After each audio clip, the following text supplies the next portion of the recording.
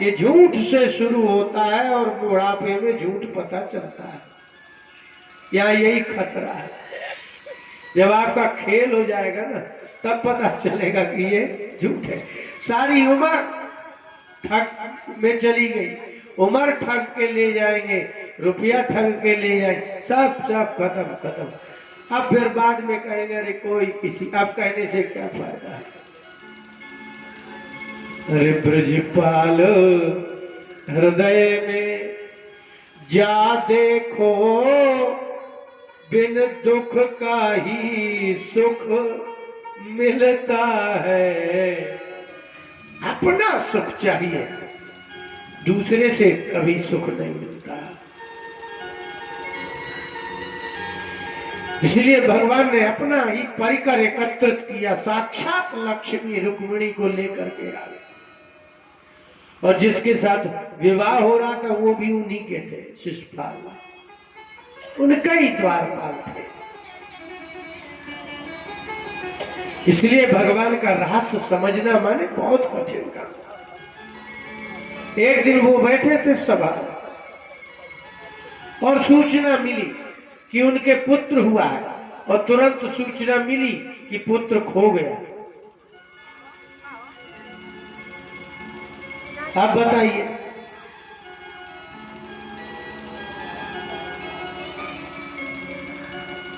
ऐसा होता है? और लिखा है कि ये जानते थे लेकिन वो चुप रहे, कुछ बोले। एक असुर आया, शंबरासुर, और उसको उठा के ले गया, समुद्र में फेंक दिया। रुक्मिणी का पहला पुत्र हुआ, उसका नाम प्रद्युम्न रखा गया। प्रद्युम्न का अर्थ होता है प्रकाश।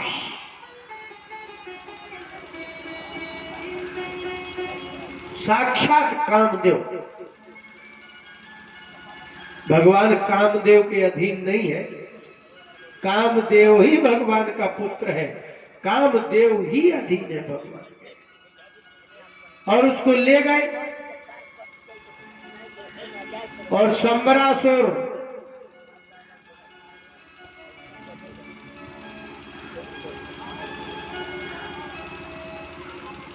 इस समुद्र में फेंका, मछली में ने खाया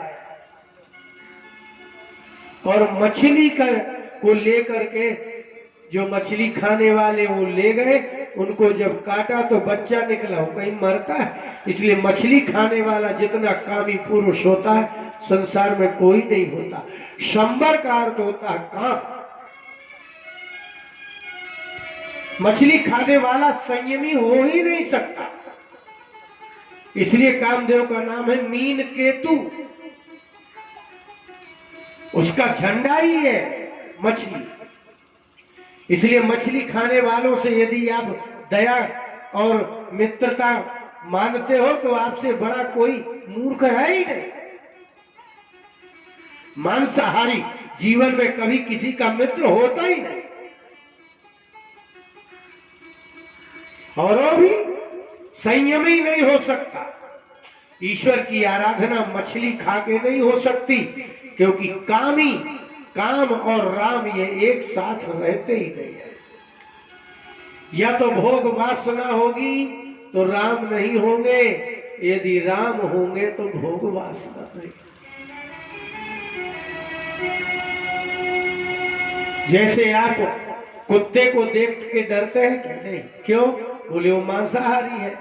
शेर को देख के क्यों डरते हैं? क्योंकि मांसाहारी, वो आपको खा जाएगा। इसलिए मांस खाने वाले जैसे पशु से आपको डर लगता है कि हमें खा जाएगा, ऐसे ही मांस खाने वाले मनुष्य से भी इतना ही डरना, नहीं तो वो तुमको खा जाएगा। मांसाहारी मनुष्य हो या पशु हो, वो दोनों एक ही वृत्ति के, एक ही स्वभाव के, उतने ही निर्दयी होते हैं।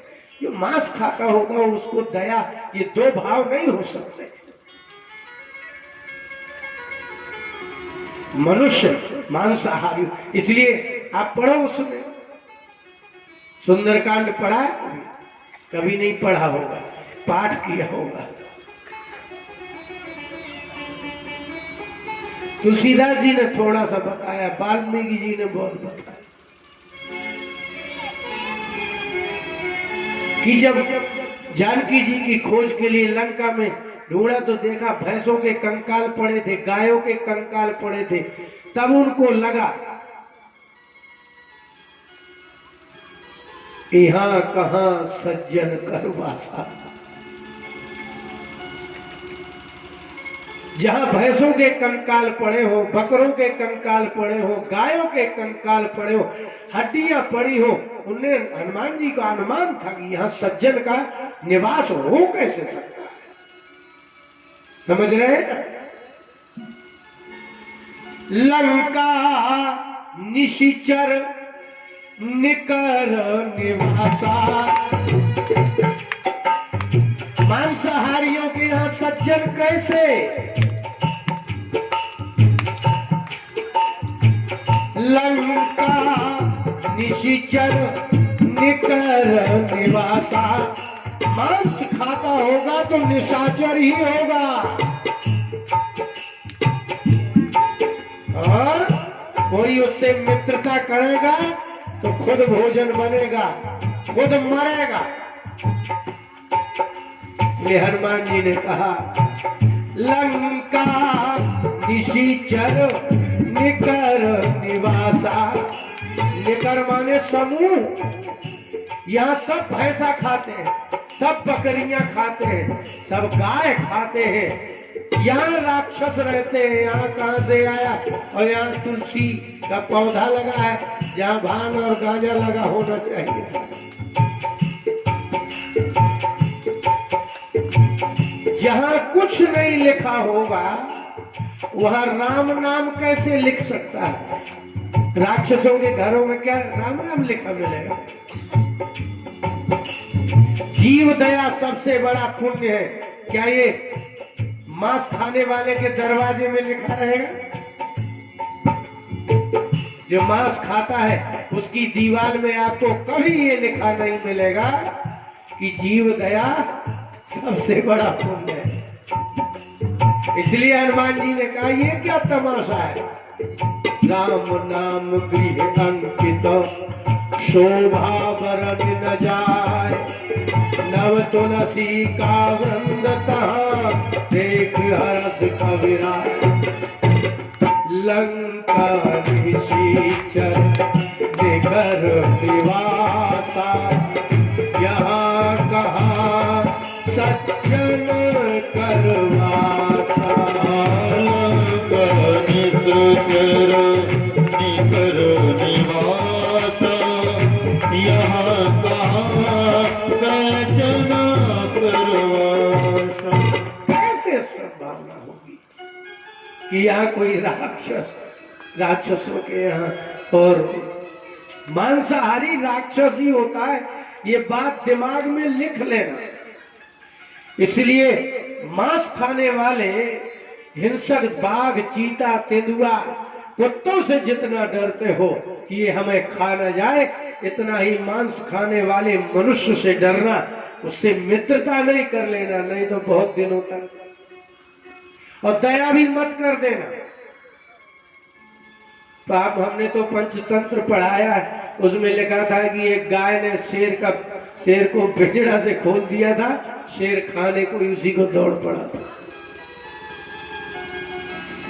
शंबरासुर के हम मांसाहारी जीव हैं, तो चोरी नहीं करेंगे तो क्या करेंगे? और चोरी भी किसकी की? कामदेव की, भोग की, वासना की। स्त्रियों का अपहरण करता, स्त्रियों का भोगी। मछली खाने वाला योगी नहीं होता। उनका ईश्वर ईश्वर नहीं है। माने चाहे जिसको, पर ईश्वर नाम की चीज कुछ है ही नहीं। वो तो कल्पना मात्र है। हाँ, इसलिए रावण तिलक लगाए हैं। उसने कितनी बार सिर काट के शंकर जी को चढ़ा दिया, लेकिन वो धार्मिक तो नहीं है ना, आखिर में मारा ही गया ना। शंबरासुर की यहाँ मछली काटी गई, बच्चा निकला, उसको लेकर के शंबरासुर की पुत्री को दे दिया गया। अब पुत्री जो रति है साक्षात, आपके मन में जो लोभ है ना, इसी का नाम रति है। आपके अंदर काम तो बचपन से है, जब से पैदा हुए हो तब से। शंबर ये शरीर है, इसमें आपके अंदर रहने वाली रति बचपन से है। जिस दिन बोलने लगते हो ना, उसी दिन कहते हो मम्मी ये नहीं चाहिए वो चाहिए, ये नहीं खाना वो खाना, ये पहनना ये नहीं पहनना। ये सुन का माने इच्छा, जागृत इच्छा का ही रति नाम है। और जो रति है तो आगे जाकर के कामदेव तो पक्का है। इसलिए पत्नी बड़ी होती है और पति छोटा है, क्योंकि कामदेव जगेगा 18 के बाद, और रति तो आप पैदाइशी है। भगवान चुप थे, क्योंकि कामदेव जाए और रति को ले आए। इसका मतलब है द्वारका में ना कामदेव था ना रति थी, सिर्फ ही भगवान थे। इसलिए जहां रति नहीं हो, इच्छा ना हो और कामदेव हो ना हो, कामुकता ना हो, वहां ही भगवान होते हैं। चाहे ऐसा समझ लो जहां भगवान होते हैं वहां ये नहीं होता।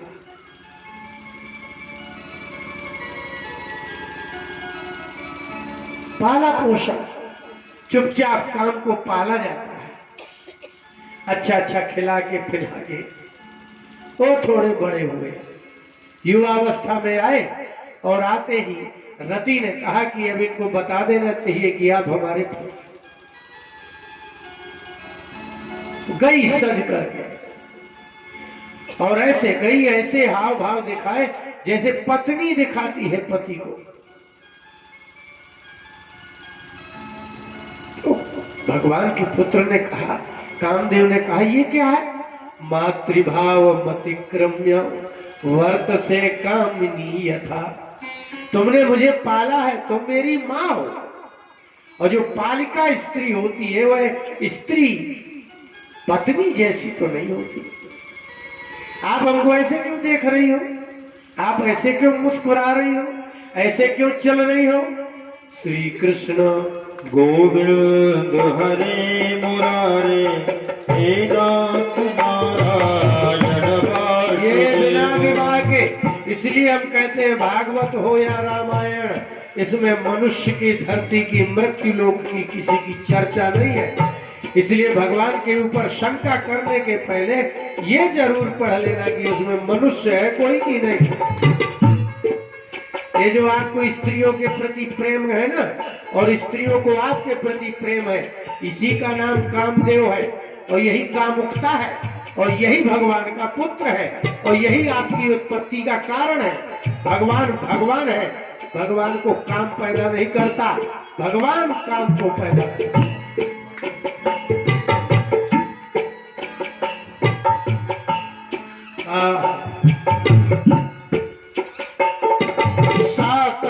पतिं पद्मदलायते क्षणं प्रलम्बबाहु नरलोकसुन्दरं सप्रीतहासो तभितप्रुवेक्षति भीत्योपतस्थे रतिरङ्गसौरभे। कृष्ण गोविंद हरे मुरारे हे नाथ नारायण वासुदेव।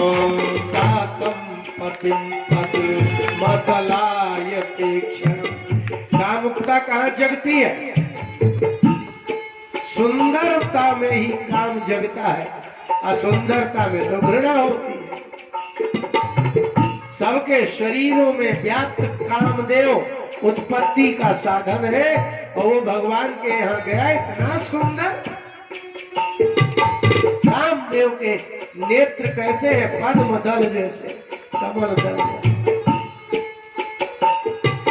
प्रलम्ब बाहु नरलोक सुंदर, ये नरलोक है जिसको आप मृत्यु लोक कहते हैं। संसार में जितने नर हैं उन सब में सुंदर तो वही है। सौंदर्य भोगी होता है कामदेव। सप्रीडहासो तभितभ्रुवेक्षति। प्रीडा लज्जा, कामदेव जगेगा ना तो शर्म आएगी, भौहें चढ़ेंगी, भौहें मटकेंगी, आंखें लड़ेंगी। ये सब कामदेव के कार्य है और वो युवावस्था में ही होता है। प्रीत्योपतस्थे प्रेम पूर्वक खड़ी हुई रति रंग सौरते अंग सौरती। अंग सौरभ कामदेव का सबसे बड़े विलक्षण कार्य है कि जब कामदेव जगता है ना तो आपके पूरे शरीर को ऐसे मथता है जैसे आप दही को मथते हो। और दही को मथता है तो क्या निकलता है? नवनीत। और 1 किलो यदि दूध को जमा के मथोगे इतना सा घी निकलेगा, इतना सा। इसलिए कामदेव का दूसरा नाम है मन मथ। आपके पहले मन को मथता है, फिर आपके अंगूठे से लेकर के पैर के बाल तक के रस को निकाल के 4 बूंद बनाता है, फिर वो माँ के गर्भ में डालता है। तब इतना बड़ा शरीर माँ बाप के जैसा दिखता है। इतनी बड़ी विलक्षण प्रक्रिया भगवान की आपको समझ में नहीं आती ना। श्री कृष्ण गोविंद हरे मुरारे हे नाथ नारायण वासुदेव, हे नाथ नारायण वासुदेव, हे नाथ नारायण वासुदेव। कृष्ण गोविंद हरे मुरारे हे नाथ नारायण वासुदेव, हे नाथ नारायण वासुदेव। ये प्रत्यक्ष है, आपके शरीर में घटता है और आपको ये जादू समझ में नहीं आता। कहां जादू समझ में आ रहा? ये क्या तमाशा करते हैं भगवान। और महात्मा लोग इस तमाशे को ऐसे देखते और खुश रहते, बोले करे जाओ करे जाओ करे जाओ। महात्मा हंस के तमाशा भगवान का देख, और आप ही लोग उसके जो है कठपुतली हो। आप लोग नाचते हो, हम देखते हैं, हमको पता चलता है कि ये क्यों नाच रहा है। देख हम तो उसको देखते ही हैं। कामदेव भगवान ने कहा ये क्या भैया, आपकी उम्र बड़ी, आपने हमको पाला पोसा, बोले रुकिए हम बता रहे हैं। अहम तेधिकृता पत्नी, मैं आपकी पत्नी हूं और रति ही कामो भगवान प्रभु। आपको तो अपना नाम तक पता नहीं है, पूर्व जन्म की विस्मृति हो गई है आपको। मैं आपकी पत्नी हूं, मेरा नाम रति है, आप कामदेव हो और नारायण पुत्र हो आप। भगवान नारायण सुता शंबरेणाहृतो गृहात। आप भगवान नारायण के पुत्र हो, सुतो हो, लेकिन अब क्या छोटे में ले आए थे ना, तो आपको याद तो है। मैं रति हूं। बोले अब हम आपकी बात मान ले कि आप हमारी पत्नी हो। इसमें तो पति पत्नी बनाने में कई लोग होते हैं, अकेले कोई कह दे तो हमारी पति हम तुम्हारी पत्नी, उसको कोई मानता है? बोले तो देख लेते हैं। तो बोले लेकिन जब निकलेंगे तो हमारा पिता शंबरासुर युद्ध करेगा, आपको मारेगा। मार नहीं सकता, मैंने बताया ना, मांसाहारी कामी पुरुष होता है, नष्ट कर ही नहीं सकता उसको। संयम और भोजन का संयम ही तो संयम है। जिसका भोजन का संयम नहीं है वो कभी 3 काल में संयमी हो ही नहीं सकता। इसलिए जो संयमी होगा वही वही वीर है। अपनी जिह्वा का नियंत्रण करना वीरता है, और दूसरे को मना करना वीरता नहीं है। तुम ये ना खाओ, तुम वो ना खाओ, तुम ये तो कोई भी किसी को कह सकता है। तुम खुद ना खाओ। दूसरे के स्वभाव को बदलना कठिन है। किसी को कुछ भी कहना वीरता नहीं, अपने को बदल लेना वीरता है। बदलो तो जाने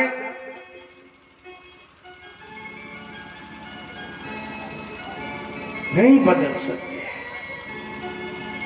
सब विद्याएं सिखा दी गई, लेकिन बाहर जैसे ही वह अपने पति प्रद्युम्न को लेके निकली, ये कथा नहीं है। देवताओं को परोक्ष बोलना प्रिय लगता है, ये आध्यात्मिक तत्व है।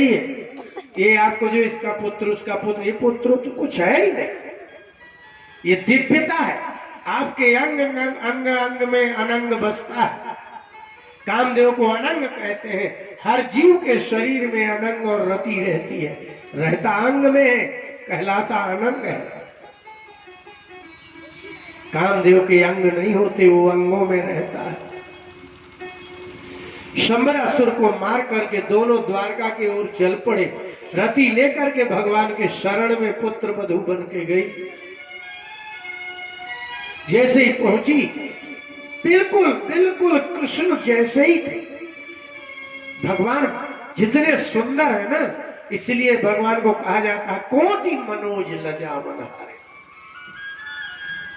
करोड़ों कामदेव यदि राम को कृष्ण को देख ले तो शर्मा जाते हैं, वो मोहित हो जाते,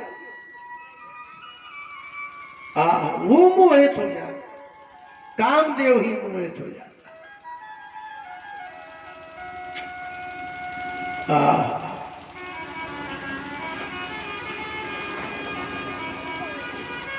तो जब बहुत शोर शराबा हुआ तो रुक्मिणी जी निकली। रुक्मिणी जी ने कहा क्या है? बोले देखो ना, अंदर द्वारकाधीश है कि ये बाहर किसी को लेके आ रहे। बोले ये द्वारकाधीश नहीं है, आयु का अंतर दिख रहा है। रुक्मिणी जी ने कहा कि ओहो, मेरा भी एक पुत्र था जो जन्म लेते ही खो गया था। मम चाप्यात्मजो नष्टो नीतो यह सूतिका गृहात। ममिचा ममचा, उसको देखा तो बोले मेरा भी एक आत्मज, मेरा पुत्र सूतिका गृह से चला गया था। यदि होगा तो इसी उम्र का होगा, होगा तो इतना ही सुंदर होगा। एतत्तुल्य वयोरूपम यदि जीवति कुत्रचित्। यदि ये कहीं जीवित होगा तो ऐसा ही होगा, इतनी ही आयु होगी और इतना ही सुंदर होगा। लेकिन पता नहीं अमुस्मिन् प्रीति रधिका वामः स्फुरति में भुजः। रुक्मिणी ने कहा कि पता नहीं क्या है, मैं भुजा, मेरी बाएं अंग की भुजा पता नहीं क्यों फड़क रही है, कुछ तो है। सोचने लगी तो इससे क्या हमारा संबंध है। मार्कंडेय पुराण में लिखा है कि आपको किसी अपरिचित से प्रेम हो जाए तो निश्चित समझ लेना कि पूर्व जन्म का ही संबंधी है। बिना कारणम यत्र भावस्य सत्ता। दत्तात्रेय भगवान ने अलर्क से कहा कि बिना कारण कोई हो जिससे आपका हृदय बन जाए, समझ लेना पूर्व जन्म का ही आपका व्यक्ति है। हम 2-3 लोग ऐसे हैं जो जीवन में एक ही बार मिले, कभी मिले नहीं, लेकिन आज भी फोन आते हैं और अभी भी नहीं मिले। और मैं भी उतना ही, पता नहीं क्यों मैं मानता हूं कि वही होगा। यदि स्त्री हो तो उस समय उस ढंग से समझो। हम लोग भोपाल जा रहे थे कथा में, उस समय आपके यहाँ राष्ट्रपति प्रतिभा पिटके थी। अच्छा है, ये इसीलिए बैठाए गए हैं कि बता दें, क्योंकि जिनको बता रहे थे उनका नाम प्रतिभा पिटके।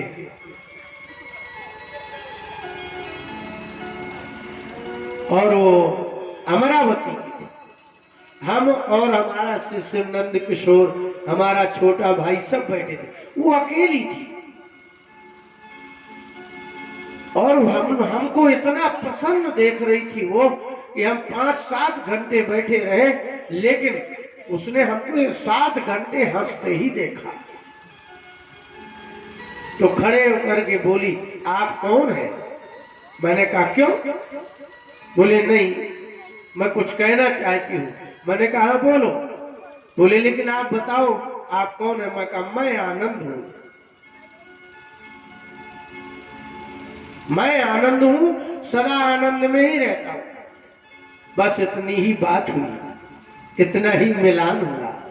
और उसका भोपाल स्टेशन आया और बोली बेटा हमारा ये सामान उतार देंगे? मैं कहा उतार देंगे। नंद किशोर ने सामान उतारा, नंबर लिया, कथा हुई। करुणाधाम आश्रम भोपाल भदभदा रोड में पेपर में निकला। इसके बाद इस घटना को, ये 2022 चल रहा है ना, हो गए होंगे ये 2006 की घटना। आज दोबारा मिले नहीं है, लेकिन आज भी फोन आता है और वो यही कहती है मुझे नहीं पता कि आप कौन हो, लेकिन मेरे पति कहते हैं जो भी होंगे वो तुम्हारे पूर्व जन्म के ही कोई होंगे। और उनकी उम्र ऐसी कि हम पुत्र जैसे हैं, उनकी उम्र अधिक थी, इसलिए लिखा है अमुष्मिन प्रीति राधिका। और भी ऐसे उदाहरण है। हम और ये ढोलक वाले कड़ोरी जी एक ऐसे समय में बक्सर में थे, 2004 के आसपास। मुरारी बापू शंकराचार्य सबका मंच था, वहां थे। एक ऐसे पति पत्नी मिले जिनको कहीं रुकने की जगह नहीं थी, तो हमने उनको अपने कमरे में ठहरा लिया। बस 2 दिन मिले, आज तक नहीं मिले थे। सदा एक ही फोन आता रहता, आज भी आता है फोन। अभी यहाँ फतेहपुर में कथा थी, तब वो मिलने आई, 1 घंटे बैठी चली गई। अब मुश्किल है कि मिले। और लेकिन ये हृदय आज भी, वो जब फोन करेगी भगवान आप कहाँ हैं, संबोधन है ये, भगवान मेरी तबीयत ठीक नहीं है। हम भी हमसे उम्र में बड़ी है, लेकिन हम उनका नाम ही लेते हैं, राय बरेली। इसलिए बिना कारणम यत्र भावस्य सत्ता, अकारण आपको किसी से लगाव हो जाए, प्रेम हो जाए, पूर्व जन्म का संबंध रहता है। शरीर संबंध में प्रीति होती है। इसलिए रुक्मिणी ने कहा उसमें प्रीति राधिका वामस फुरति में भुजा। ये जो बालक आ रहा है, इसको देख के मेरी बाएं भुजा पूरा अंग फड़क रहा है। अब थोड़ी देर में भीतर गई, नारद जी आए। ये मृत्यु लोक के नहीं है, वो यहाँ कथा ही नहीं है मृत्यु लोक की। नारद जी ने कहा आप जैसा सोच रही हो ऐसा ही है। तुल्य वयो रूपा यदि जीवति कुत्रचित, तुम जो सोच रही हो ना कि मेरा बेटा होता तो इतनी ही उम्र का होता, इतनी सुंदर होता, यदि जीता होता तो तुम्हारा ही बेटा है। ऐसी कोई सूचना देगा, आप सोचिए कैसा लगे। रुक्मिणी बोली क्या बात करते हो? बोले हाँ। बोले ये बात द्वारकाधीश को पता है? बोले वो तो जिस दिन उठा के ले गया था उसी दिन पता था कि कहां ले गया। बोले तो फिर ये बोले क्यों नहीं? तो विज्ञातार्थोपि भगवान तूषणी मास जनार्दन। विज्ञातार्थ, भगवान जानते थे कि ये जाएंगे, संबरासुर उठा के अपने घर ले जाएगा, वहां इसकी पत्नी है उसको लेके आखिर यही आएगा, इसलिए नहीं बोले। ओ नारदो कथयत सर्वम शंबराहरणाधिकम। नारद जी बोले इन्हें नहीं बताया क्या? बोले यही तो रोना है, ये सब कुछ जानते हुए भी हमको बताते हैं। सब पत्नियों का यही रोना है। इसलिए आज भी किसी भी पत्नी से पूछो क्यों, बोले महाराज हद हो गई, ये कभी हमको कुछ बताते हैं क्या? ये पहले से ही चला आ रहा है कि पति पत्नी को सब कुछ नहीं बताता, और अगर बताता है तो उससे बड़ा आफत में कभी कोई फंसता नहीं है। वो उसी आफत से नहीं निकल पाएगा तो दूसरे की आफत में व्यवहार कैसे निभाएगा?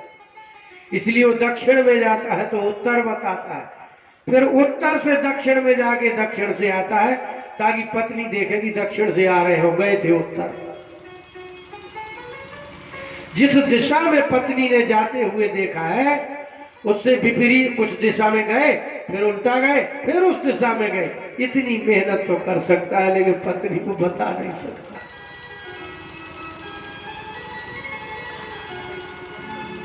इसलिए इन पत्नियों का यही दुख है। हम जहां जाते हैं, अगर एक तो हमसे बहुत ज्यादा व्यक्ति आनंद में आगे बता ही देते हैं, तो सबसे पहली शिकायत हमारे पुत्र का हरण करके कौन ले गया है, लेकिन उन्होंने नहीं बताया। लीजिए, हो गया। दंपति तौ परिस्वज्य रुक्मिणी चा ययुर्मुदम। हो गया दंपति, जाया च पति च। दंपति, जाया माने पत्नी, जाया के स्थान में दम लिख दो तो दम तो जाया का ही होता है, पति के दम रहती कहां? इसलिए ये जो आप दंपति शब्द है ना, इसके दम की जगह पर पहले लिखो जाया, फिर लिखो पति, फिर जो जाया, जाया को हटा दो, उसमें लिख दो दम, तो क्या बन गया? दंपति। तो जिसमें दम है वो जाया है, और पति में कोई दम ही नहीं है। इसलिए उर्दू में पत्नी को बेगम कहते हैं, क्योंकि सारा गम तो पति को रहता है, वो तो बेगम की ही है। पत्नी को क्या गम है? वो चाहे जहां से रुपया लाए, चाहे जो ऐसा करे, लाए, खिलाए, और ऊपर से कमी भी बताना, ये नहीं किया तुमने, ये नहीं किया तुमने, ये नहीं किया, ये ना करते, ये करते, ये ना। तो आदमी में कमाते कमाते दम बचती नहीं है। इसलिए पत्नी को कहते हैं दम, और पति में कुछ आदेश नहीं है, क्योंकि वो तो जिसके दम है वही आदेश देगा, वही तो दंपति है। इसलिए जिनकी शादी नहीं हुई, हम उनको सलाह कर देते हैं कि शादी ना करना, क्योंकि तुम्हें फिर दम ही कहां बचेगी कि बोल लो।